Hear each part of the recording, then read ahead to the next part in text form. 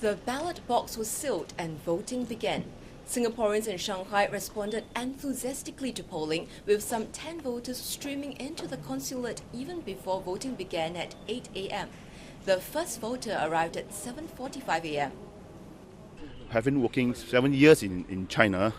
I've been following closely on Singapore issues on Chinese News Asia, as well as this Straits Times Interactive. Many were excited by what they felt was a different election scene this year.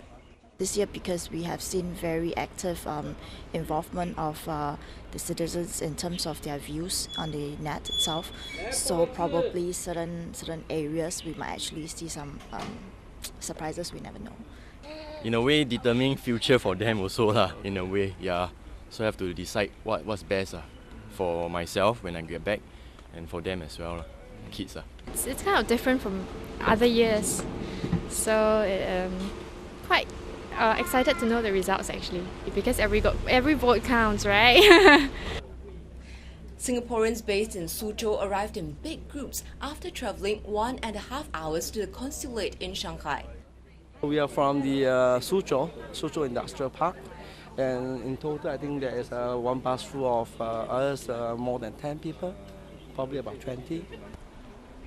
But some Singaporeans were turned away as they had not registered online as overseas voters by the 19th April deadline.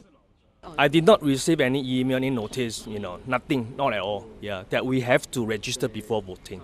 There are many Singaporeans who live in my neighbourhood and they're not aware that they need to register to vote.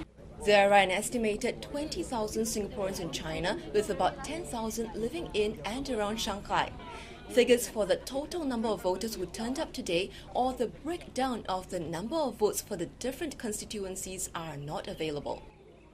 All overseas votes contribute to the final vote count. However, tonight, if it is clear that one candidate or constituency wins and that the total number of overseas votes for that particular constituency will not affect the margin, then the results will be announced tonight.